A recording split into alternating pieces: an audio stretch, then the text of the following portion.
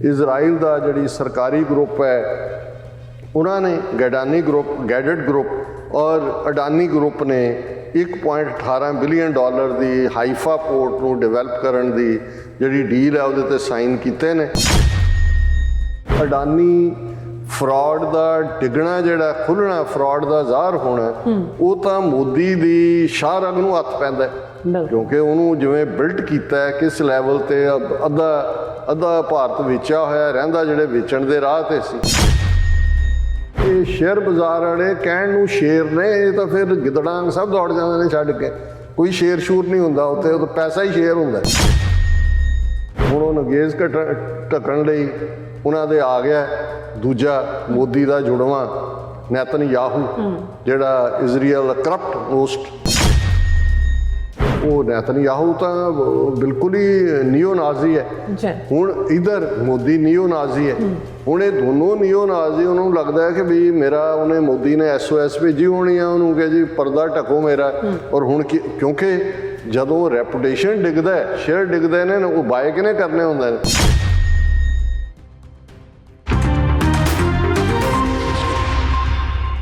दर्शकों ब्रेक तो बाद सਭ ਦਾ ਭਰਪੂਰ ਸਵਾਗਤ ਹੈ। ਸੋ ਵੀਅਰਸ ਦੂਸਰੇ ਸੈਗਮੈਂਟ 'ਚ ਪਹੁੰਚ ਚੁੱਕੇ ਹਾਂ। ਉਸ ਵਿੱਚ ਆਪਾਂ ਗੱਲਬਾਤ ਕਰਨ ਜਾ ਰਹੇ ਹਾਂ ਮੋਦੀ ਅਤੇ RSS ਦਾ ਜਾਰ ਅਡਾਨੀ ਇਸ ਵੇਲੇ ਡੂੰਘੇ ਆਰਥਿਕ ਸੰਕਟ ਵਿੱਚ ਫਸਿਆ ਹੋਇਆ ਹੈ। ਹੁਣ ਉਹ ਦੁਨੀਆ ਦੇ ਤੀਸਰੇ ਵੱਡੇ ਅਮੀਰ ਆਦਮੀ ਦੀ ਥਾਂ ਤੇ 11ਵੇਂ ਨੰਬਰ ਤੇ ਆ ਗਿਆ ਹੈ। ਸੋ ਇਜ਼ਰਾਈਲ ਵੱਲੋਂ ਐਂਡ ਇਸ ਮੌਕੇ ਫਰੋਡ ਅਡਾਨੀ ਗਰੁੱਪ ਨਾਲ 1.18 ਬਿਲੀਅਨ ਜਿਹੜੀ ਡਾਲਰ ਦੀ ਹਾਈਫਾ ਬੰਦਰਗਾਹ ਦਾ ਸੌਦਾ ਕੀ ਸੰਕੇਤ ਦੇ ਰਿਹਾ ਹੈ। ਸੋ ਮੋਦੀ ਨੇ ਤਾਂ ਇਸ ਵੇਲੇ ਮੌਤ ਵਰਗੀ ਜਿਹੜੀ ਚੁੱਪ ਹੈ ਉਹ ਵੱਟੀ ਹੋਈ ਹੈ। ਸੋ ਇਸ ਬਾਰੇ ਆਪਾਂ ਗੱਲਬਾਤ ਕਰਨ ਜਾ ਰਹੇ ਹਾਂ। ਸੋ ਅਸੀਂ ਚਾਹਾਂਗੇ ਕਿ ਤੁਸੀਂ ਇਸੇ ਤਰ੍ਹਾਂ ਬਣੇ ਰਹਿਣਾ ਦੇਖਣ ਸੁਣ ਲਿਆ ਲਿਖਣੀ ਤੁਹਾਡਾ ਸਭ ਦਾ ਬਹੁਤ ਬਹੁਤ ਸ਼ੁਕਰੀਆ ਜੀ। ਡਾਕਟਰ ਸਾਹਿਬ ਕੀ ਕਹਿਣਾ ਚਾਹੋਗੇ? ਦੇਖੋ ਅਸੀਂ ਆਪਣੇ ਉਹਨਾਂ ਸਾਰੇ ਵੀਰਾਂ ਭੈਣਾਂ ਦਾ ਸ਼ੁਕਰੀਆ ਅਦਾ ਕਰਦੇ ਹਾਂ ਜਿਹੜੇ ਕਿ ਲਾਈਵ ਚੈਟ ਦੇ ਉੱਤੇ ਸਾਡੇ ਨਾਲ ਜੁੜੇ ਹੋਏ ਨੇ। ਉਹਨਾਂ ਦੇ ਵਿੱਚ ਜਿਹੜੇ ਵੀਰ ਗੁਰਮੀਤ ਸਿੰਘ ਬੱਬਰ ਚੰਡੀਗੜ੍ਹ ਤੋਂ ਉਹ ਕਹਿੰਦੇ ਨੇ ਕਿ ਜੀ ਮੋਰਚਾ ਪੂਰਾ ਚੜ੍ਹਦੀ ਕਲਾ 'ਚ ਹੈ और हरियाणा के लोग भी आ रहे हैं। ये रोजाना मोर्चे च इंसाफ मोर्चा चंडीगढ़ की गल करते हैं उत्थे जाते हैं। वीर जोगिंदर सिंह उन्होंने फतेह बुलाई है तुहानू भी और इस तरह साडे वीर डॉक्टर परमजीत सिंह सुमरा उन्होंने सारे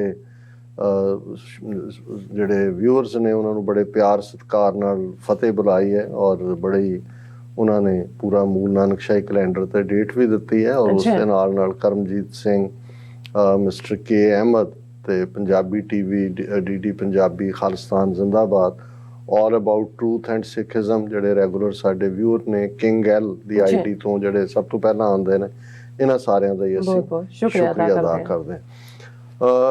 वैसे तां हुण लफज मैं पंजाबी दा एक्सप्रैशन थोड़ा जिहा वल्गर बन जांदा दोहराना नहीं चाहता पर मैं समझदा कि भी बहुत वार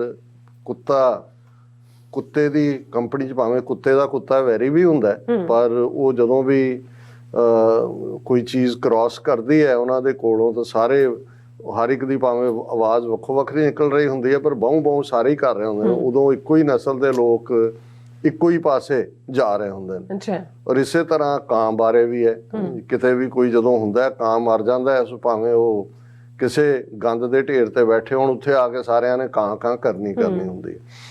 हुण अडानी उसका फ्रॉड जिहड़ा 2 साल की पूरी इन्वेस्टिगेशन तो बाद हंडनबर्ग रिसर्च रिपोर्ट ने जिहड़ा वो शरेआम उस पोल नूं खोलिया और ये शेयर लुटकदे हाल ये है भी इन्हां 5 दिनां च कित्थे दुनिया का तीसरा सब तो वड्डा अमीर आदमी सी अज पहले 10 की लिस्ट चो भी बाहर होके 11वें ते आ डिगे आप तो भावें लुट के थले डिगे कोई नहीं पर किन्नियां नूं नाल लै डुबिया किन्नियां दे शेयर गायब हो गए किन्ने बिलियन का नुकसान और जिस दे उत्ते पूरा ये पर्दा पा रहे ने LIC क्योंकि लाइफ इंश्योरेंस कारपोरेशन उत्थे जे इंडिया दे 1 बिलियन 500 मिलियन कोई अदारा देखना होए कि जिस दे उत्ते किसी का ट्रस्ट रहा क्योंकि 2 चीज़ां ते ही मुलाजम ते खास तौर ते जिहड़े ने एक तो उन्हों का अपने GP फंड हुंदा सी हुण तां पता नहीं वो है कि नहीं कि भी तुहाडी तनख्वाह चों कट्टिया जांदा सी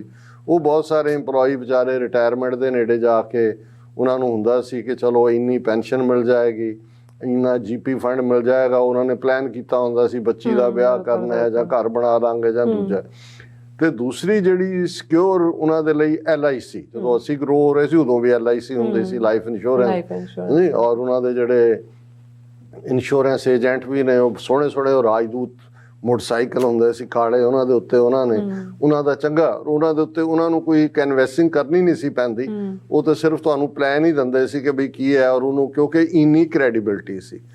ਹੁਣ ਬੇਸ਼ੱਕ LIC ਨੇ ਮੂੰਹ ਖੋਲੇ ਕਿਉਂਕਿ ਅਡਾਨੀ ਨੂੰ ਦੇ ਬਹੁਤ ਸਾਰੇ ਸ਼ੇਅਰ LIC ਨੇ ਖਰੀਦੇ, ਕਿੰਨੇ ਹਜ਼ਾਰ ਕਰੋੜ ਡਿੱਗ ਪਿਆ। ਉਹ ਹੁਣ ਜੇ ਡਿੱਗਣ ਤੇ ਸਾਰਾ ਉਹਨਾਂ ਦੀ ਬੈਂਕਿੰਗ ਇੰਡਸਟਰੀ ਵੀ ਨਾਲ ਜਾ ਕੇ ਡਿੱਗਦੀ ਹੈ ਜਾਂ ਦੂਜਾ।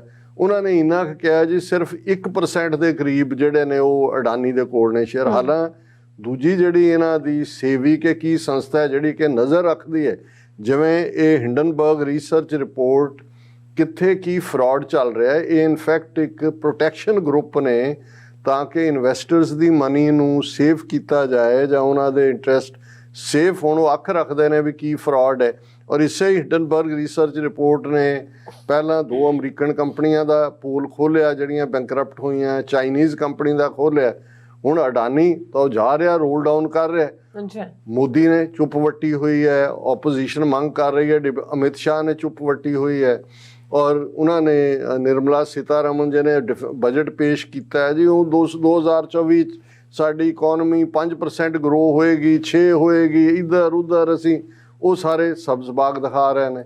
ਕਈ ਪਾਸੇ ਡਾਇਵਰਜਨ ਵੀ ਮੈਨੂੰ ਲੱਗਦਾ ਵੀ ਉਹ ਕਰਨ ਦੀ ਕੋਸ਼ਿਸ਼ ਕਰ ਰਹੇ ਨੇ, ਔਰ ਅਸੀਂ ਗੱਲ ਕਰਾਂਗੇ ਅੱਜ, ਤਾਂ ਮੈਂ ਉਹ ਇੰਟਰਵਿਊ ਪੂਰਾ ਨਹੀਂ ਸੀ ਸੁਣ ਸਕਿਆ ਕਿ ਇੱਕ ਪਾਸੇ ਮੋਦੀ BBC ਡਾਕੂਮੈਂਟਰੀ ਦੇ ਮਾਮਲੇ 'ਚ ਐਕਸਪੋਜ਼ ਹੋਇਆ ਚੰਗੀ ਤਰ੍ਹਾਂ, ਔਰ ਉਹਨਾਂ ਨੇ ਫੌਰਨ ਉਹ ਜਿਹੜਾ ਜਨਰਲ ਬਰਾੜ ਜਿਹੜਾ ਹੁਣ 86-87 ਸਾਲ ਦਾ ਹੋਣਾ ਹੈ, ਉਹਦਾ ਇੰਟਰਵਿਊ ਸਮਿਤਾ ਪ੍ਰਕਾਸ਼ ਦੇ ਨਾਲ ANI ਜਿਹੜੀ ਰਾਹ ਦੀ ਏਜੰਸੀ ਹੈ ਉਹਦੇ ਨਾਲ ਉਹ ਕਰ ਦਿੱਤਾ ਕਿ ਜੀ ਇੰਦਰਾ ਗਾਂਧੀ ਨੇ ਹੀ ਪਿੰਡਾਂ ਵਾਲਿਆਂ ਨੂੰ ਬਿਲਟ ਕੀਤਾ, ਫਰੈਂਕਨਸਟਾਈਨ ਬਣਾਤਾ, ਔਰ ਪੰਜਾਬ 'ਚ ਤੇ ਉਧਰ ਬਿਲਕੁਲ ਗਲਤ ਅਕਾਊਂਟ ਦੇ। ਪਰ ਐਨ ਇਸ ਮੌਕੇ ਜਿਹੜਾ ਉਸ ਦਾ ਇੰਟਰਵਿਊ ਉਹ ਇੱਧਰ ਧਿਆਨ ਲਿਜਾਣਾ ਕਿ ਜੀ ਕਾਂਗਰਸ ਦੀ ਕੀ ਕਾਰਗੁਜ਼ਾਰੀ ਸੀ ਉਹ, ਕਿਉਂਕਿ ਜਨਰਲ ਬਰਾੜ ਇੰਦਰਾ ਗਾਂਧੀ ਨੂੰ ਦੋਸ਼ ਦੇ ਰਿਹਾ ਜੀ ਕਿ ਪਿੰਡਾਂ ਵਾਲਿਆਂ ਨੂੰ ਉਹਨੇ ਬਿਲਟ ਕੀਤਾ। ਹੁਣ ਈਵਨ ਇਹ ਉਸ ਕਿਸਮ ਦੇ ਫੌਜੀਆਂ ਨੂੰ ਜਿਹੜੇ ਬਿਲਕੁਲ ਜਿਹੜੀ ਉਹਦੀ ਆਪਰੇਸ਼ਨ ਬਲੂ ਸਟਾਰ ਕਿਤਾਬ ਹੈ ਬਰਾੜ ਦੀ, ਉਹ ਬਿਲਕੁਲ ਸਕ੍ਰਿਪਟਡ ਹੈ ਜੋ ਉਹਨੂੰ ਦਿੱਤਾ ਹੈ।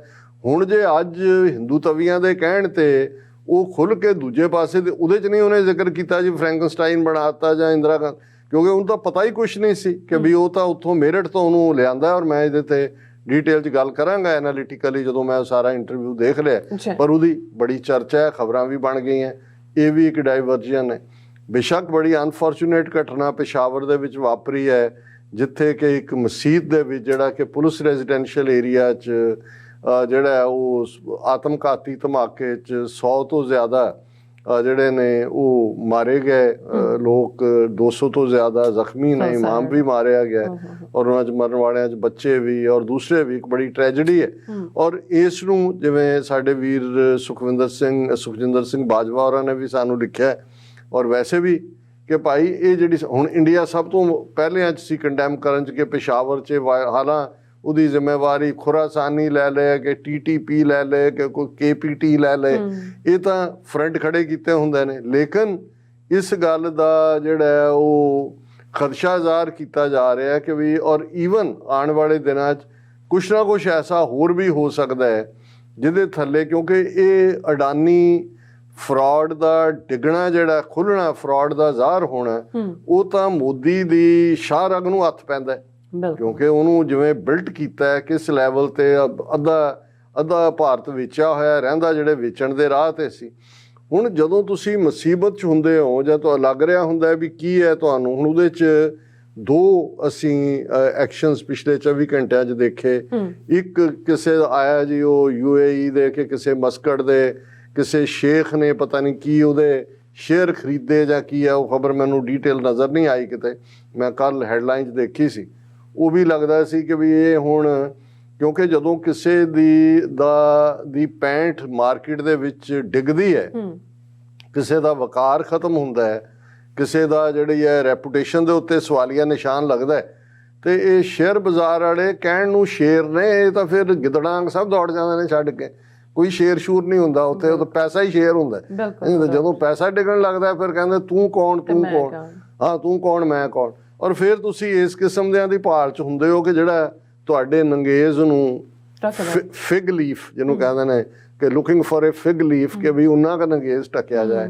ਤੇ ਇੱਕ ਹੁਣ ਉਹ ਨੰਗੇਜ਼ ਢੱਕਣ ਲਈ ਉਹਨਾਂ ਦੇ ਆ ਗਿਆ ਦੂਜਾ ਮੋਦੀ ਦਾ ਜੁੜਵਾਂ ਨੈਤਨਯਾਹੂ, ਜਿਹੜਾ ਇਜ਼ਰਾਈਲ ਦਾ ਕਰਪਟ ਮੋਸਟ, ਜਿਹੜਾ 5ਵੀਂ-6ਵੀਂ ਵਾਰੀ ਬਣ ਗਿਆ ਹੈ, ਜਿਹਨੇ ਜ਼ੁਲਮ ਕੀਤੇ ਹੋਏ ਨੇ ਵੈਸਟ ਬੈਂਕ ਦੇ ਵਿੱਚ ਸੈਟਲਮੈਂਟ। ਕਹਿ ਰਿਹਾ ਜੀ ਜਿਹੜੀ ਫਾਇਰਿੰਗ ਜੈਰੂਸ਼ਲਮ ਸਿਨਾਗੋਗ 'ਚ ਹੋਈ ਜਾਂ ਦੂਜਾ ਬਦਲੇ ਦੇ ਤੌਰ ਤੇ ਅਸੀਂ ਵੈਸਟ ਬੈਂਕ ਦੇ ਵਿੱਚ ਹੋਰ ਸੈਟਲਮੈਂਟਸ ਬਣਾਵਾਂਗੇ।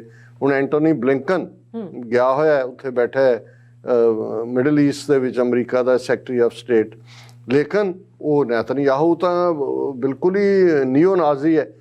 ਹੁਣ ਇਧਰ ਮੋਦੀ ਨਿਓ ਨਾਜ਼ੀ ਹੈ। ਹੁਣ ਇਹ ਦੋਨੋਂ ਨਿਓ ਨਾਜ਼ੀ, ਉਹਨੂੰ ਲੱਗਦਾ ਹੈ ਕਿ ਵੀ ਮੇਰਾ ਉਹਨੇ ਮੋਦੀ ਨੇ SOS ਭੇਜੀ ਹੋਣੀ ਆ ਉਹਨੂੰ ਕਿ ਜੀ ਪਰਦਾ ਢਕੋ ਮੇਰਾ। ਔਰ ਹੁਣ ਕਿਉਂਕਿ ਜਦੋਂ ਰੈਪੂਟੇਸ਼ਨ ਡਿੱਗਦਾ ਹੈ, ਸ਼ੇਅਰ ਡਿੱਗਦੇ ਨੇ, ਉਹ ਬਾਏ ਕਿਹਨੇ ਕਰਨੇ ਹੁੰਦੇ ਨੇ। ਹੁਣ ਖਬਰ ਹੈ Israeli prime minister Netanyahu describes Haifa port deal with Adani Group as an enormous milestone. Consortium of Adani Ports and Special Economic Zone and Israel's Gadded Group won tender in ਉਹਨਾਂ ਨੇ $1.18 billion ਦੀ deal Israel ਦਾ ਜਿਹੜੀ ਸਰਕਾਰੀ group ਹੈ ਉਹਨਾਂ ਨੇ ਗੈਡਡ group ਔਰ Adani group ਨੇ $1.18 billion ਦੀ ਹਾਈਫਾ port ਨੂੰ ਡਿਵੈਲਪ ਕਰਨ ਦੀ ਜਿਹੜੀ ਡੀਲ ਹੈ ਉਹਦੇ ਤੇ ਸਾਈਨ ਕੀਤੇ ਨੇ। 70% ਜਿਹੜੀ ਹੈ the Indian partner in the consortium holds 70% of the stake while its Israeli partner Gadded has 30%. The successful entry of Adani Group in Israel through its acquisition of Haifa port is being seen as a strategic purchase. It is probably the biggest foreign investment in this country in any sector. ਹੁਣ ਇਹ ਦੱਸ ਰਹੇ ਨੇ ਜੀ ਕਿ ਦੇਖੋ Israel ਦਾ ਇੰਨਾ ਭਰੋਸਾ ਹੈ ਕਿ ਉਹਨਾਂ ਨੇ ਆਪਣੀ ਜਿਹੜੀ ਉਹ ਸੈਂਟਰਲ ਹਾਈਫਾ ਪੋਰਟ ਹੈ ਉਹ ਹਵਾਲੇ ਕਰ ਦਿੱਤੀ ਔਰ ਅਡਾਨੀ ਉਹਨੂੰ ਬਿਲਡ ਕਰਨਗੇ। ਸੋ ਇਹ ਜਿਹਨੂੰ ਕਹਿੰਦੇ ਨੇ to cover with the fig leaf. ਪਰ ਤੁਸੀਂ ਜਦੋਂ ਅਸੀਂ ਇਹ ਕਹਿੰਦੇ ਹਾਂ ਕਿ ਜੀ ਆਮ ਆਦਮੀ ਪਾਰਟੀ ਉਸੇ ਹੀ RSS ਦੀ ਜਿਹੜੀ ਹੈ ਉਹ BC ਟੀਮ ਹੈ ਕਾਂਗਰਸ ਤੇ ਗਲਤ ਨਹੀਂ ਹੈ। ਹੁਣ ਤੁਸੀਂ ਦੇਖੋਗੇ ਕਿ ਵੀ ਮੋਦੀ ਦੇ ਖਿਲਾਫ ਡਾਕੂਮੈਂਟਰੀ ਹੋਏ BBC ਦੀ, ਤੁਹਾਨੂੰ ਕੋਈ ਬਿਆਨ ਜਿਹੜਾ ਉਹ ਕੇਜਰੀਵਾਲ ਭਗਵੰਤ ਮਾਨ ਕਿਸੇ ਹੋਰ ਦਾ ਨਹੀਂ ਮਿਲਦਾ। ਕਿਸੇ ਨੇ ਕਿਹਾ ਹੋਏ ਕਿ ਜੀ ਨਹੀਂ ਅਸੀਂ ਕਰਾਂਗੇ। ਹੁਣ ਇਹਨੇ ਜਦੋਂ ਆਪਣਾ ਡਿਫੈਂਸ ਦੇ ਵਿੱਚ 400+ ਪੇਜਿਸ ਦੀ ਸਟੇਟਮੈਂਟ ਦਿੱਤੀ ਅਡਾਨੀ ਗਰੁੱਪ ਨੇ, ਤੇ ਉਹਨਾਂ ਨੇ ਕਿਹਾ ਇਹ ਭਾਰਤ ਤੇ ਹਮਲਾ ਹੈ, ਅਟੈਕ ਔਨ ਇੰਡੀਆ, ਅਸੀਂ ਵਿਕਾਸ ਕਰ ਰਹੇ ਹਾਂ, ਸਾਡੇ ਤੇ ਹਮਲਾ ਹੈ। ਬਹੁਤਿਆਂ ਨੇ ਉਹੀ ਲਾਈਨ ਉਹਨਾਂ ਦੇ ਮੀਡੀਆ ਨੇ ਟੋ ਕਰਨੀ ਸ਼ੁਰੂ ਕੀਤੀ।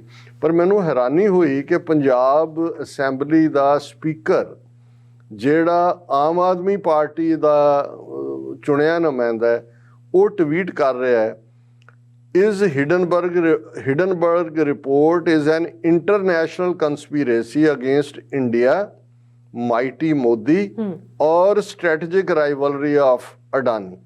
ਹੁਣ ਇਹ ਜਿਹੜਾ ਕੁਲਤਾਰ ਸਿੰਘ ਸੰਧਵਾ ਦਾ ਨਾਂ ਹੈ ਸਪੀਕਰ ਦਾ, ਇਹ ਕਹਿ ਰਿਹਾ ਹੈ ਕਿ ਜੀ ਇਹ ਜਿਹੜੀ ਹਿਡਨਬਰਗ ਰਿਪੋਰਟ ਹੈ ਇਹ ਇੰਟਰਨੈਸ਼ਨਲ ਕੰਸਪੀਰੇਸੀ ਹੈ ਇੰਡੀਆ ਦੇ ਅਗੇਂਸਟ, ਤਾਕਤਵਰ ਮੋਦੀ ਦੇ ਅਗੇਂਸਟ ਜਾਂ ਅਡਾਨੀ ਦੇ ਨਾਲ ਜਿਹੜੇ ਈਰਖਾ ਰੱਖਦੇ ਨੇ।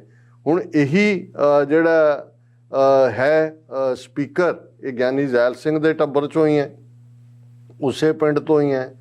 ਇਹੀ ਹੈ ਜਿਹੜਾ ਉੱਥੇ ਬਰਗਾੜੀ ਮੋਰਚੇ ਦੇ ਵਿੱਚ ਪ੍ਰਣ ਕਰਕੇ ਆਇਆ ਸੀ ਕਿ ਵੀ ਜੇ ਮਹੀਨੇ ਦੇ ਵਿੱਚ ਮੈਂ ਜਾਂ ਕੋਈ ਡੇਟ ਦਿੱਤੀ ਸੀ ਉਦੋਂ ਤੱਕ ਨਾ ਦੋਸ਼ੀਆਂ ਨੂੰ ਸਜ਼ਾ ਦਿਵਾ ਸਕਿਆ ਤਾਂ ਮੈਂ ਰਿਜ਼ਾਈਨ ਕਰ ਦਿਆਂਗਾ। ਬਰਗਾੜੀ ਦਾ ਮੋਰਚਾ ਉਵੇਂ ਹੀ ਲੱਗਾ ਹੋਇਆ ਹੈ, ਇਨਸਾਫ ਮੋਰਚਾ ਵੀ ਲੱਗ ਗਿਆ, ਇਹ ਉੱਥੇ ਹੀ ਬੈਠਾ ਹੋਇਆ। ਸੋ ਇਸ ਕਿਸਮ ਦੀਆਂ ਇਹਨਾਂ ਦੀਆਂ ਕਰਤੂਤਾਂ ਜਦੋਂ ਅਸੀਂ ਦੇਖਦੇ ਹਾਂ ਫਿਰ ਇਸ ਗੱਲ ਦਾ ਧਿਆਨ ਰਹੇ ਕਿ ਮਤ ਕੋਈ ਤਵੱਕੋ ਕਰੋ। ਕਈਆਂ ਨੂੰ ਲੱਗਣ ਲੱਗ ਜਾਂਦਾ ਹੁੰਦਾ ਹੈ ਕਿ ਜੀ ਇੱਕ ਅੱਧਾ ਕਿਸੇ ਦਾ ਬਿਆਨ ਦੇਖਿਆ ਕਿ ਵੀ ਇੰਨੀ ਵੱਡੀ 2 ਵੱਡੇ ਫਰਾਡ ਭਾਰਤ ਦੇ ਲੋਕਾਂ ਦੇ ਨਾਲ ਹੋਏ, ਜਗ ਜ਼ਾਹਰ ਕੀਤੇ, ਜੋ 2002 'ਚ ਮੋਦੀ ਨੇ ਕੀਤਾ। ਜਿਹੜਾ ਉੱਥੋਂ ਦੇ ਮੀਡੀਆ ਦਾ ਕੰਮ ਸੀ ਲਿਆਣਾ ਸਾਹਮਣੇ, ਉਹ ਨਹੀਂ ਲਿਆਇਆ। BBC 2 ਪਾਰਟ ਡਾਕੂਮੈਂਟਰੀ 'ਚ ਲਿਆਈ ਉਹਨੂੰ, ਉੱਥੇ ਸਵਾਏ ਯੂਨੀਵਰਸਿਟੀ ਦੇ ਸਟੂਡੈਂਟਸ ਦੇ ਉਹ ਵੀ ਮੂਵਮੈਂਟ ਕਿੰਨੀ ਕੁ ਦੇਰ ਕੋਈ ਖਬਰ ਰਹਿੰਦੀ ਹੈ। ਉਹਨਾਂ ਨੇ ਚਾਰਜ ਕਰ ਲਏ, ਦੇਸ਼ ਧਰੋਹੀ ਬਣਾ ਦੇਣਗੇ, UAPA ਦੇ ਥੱਲੇ ਡੱਕ ਲੈਣਗੇ। ਤੇ ਦੂਸਰਾ ਜਿਹਦੇ 'ਚ ਲੋਕਾਂ ਦਾ ਪੈਸਾ ਮਰਿਆ, ਇਸ ਲੈਵਲ ਦਾ ਅਡਾਨੀ ਦਾ ਫਰਾਡ ਜਿਹੜਾ ਹੈ, ਔਰ ਉਹਦੇ 'ਚ ਤੁਹਾਨੂੰ ਇਹ ਨਜ਼ਰ ਨਹੀਂ ਆ। ਮਾੜਾ ਮੋਟਾ ਆਪੋਜੀਸ਼ਨ ਨੇ ਵੀ, ਈਵਨ ਰਾਜੀਵ ਗਾਂਧੀ ਜਾਂ ਦੂਜਿਆਂ ਤੀਜਿਆਂ ਨੇ ਵੀ ਨਹੀਂ, ਰਾਦਰ ਹੁਣ ਮੋਦੀ ਦੇ ਖਿਲਾਫ ਜਿਹੜੀ ਡਾਕੂਮੈਂਟਰੀ ਆਉਂਦੀ ਹੈ ਉਸ ਦੇ ਉੱਤੇ ਵੀ ਕੋਈ ਕਾਂਗਰਸ ਦਾ ਉਸ ਲੈਵਲ ਦਾ ਕੋਈ ਲਾਈਨ ਨਹੀਂ ਹੈ, ਔਰ ਉਸ ਨੂੰ ਉਹ ਸਮਝਦੇ ਨੇ। ਔਰ ਜਦੋਂ ਬਿਲਾਵਲ ਭੁੱਟੋ ਨੇ ਮੋਦੀ ਨੂੰ ਬੁੱਚਰ ਆਫ ਗੁਜਰਾਤ ਕਿਹਾ ਸੀ, ਤੇ ਸਭ ਤੋਂ ਪਹਿਲਾਂ ਰਾਹੁਲ ਗਾਂਧੀ ਔਰ ਕਾਂਗਰਸ ਜਿਹੜੀ ਹੈ ਡਿਫੈਂਸ ਤੇ ਆਈ ਸੀ ਕਿ ਜੀ ਇਹ ਮੋਦੀ ਇਹ ਸਾਡੇ ਨੇਸ਼ਨ ਤੇ ਹਮਲਾ ਹੈ। ਸੋ ਇਸ ਸਾਰੇ ਦੇ ਵਿੱਚ ਸਾਰਾ ਹੀ ਕੋੜਮਾ ਰਲਿਆ ਹੋਇਆ, ਇਹ ਇਕੱਲਾ ਇਹੀ ਨਹੀਂ ਵੀ ਚੋਰ ਤੇ ਕੁੱਤੀ ਰਲੇ ਹੋਏ ਨੇ, ਇਹ ਸਾਰੇ ਹੀ ਰਲੇ ਹੋਏ ਨੇ। ਜੀ ਡਾਕਟਰ ਸਾਹਿਬ, ਤੁਹਾਡਾ ਬਹੁਤ ਬਹੁਤ ਸ਼ੁਕਰੀਆ। ਇਸ ਵਕਤ ਲੈਣ ਬ੍ਰੇਕ। ਵਿਊਅਰਸ ਤੁਸੀਂ ਇਸ ਤਰ੍ਹਾਂ ਬਣੇ ਰਹਿਣਾ, ਮਿਲਦੇ ਹਾਂ ਛੋਟੇ ਜਿਹੇ ਬ੍ਰੇਕ ਤੋਂ ਬਾਅਦ।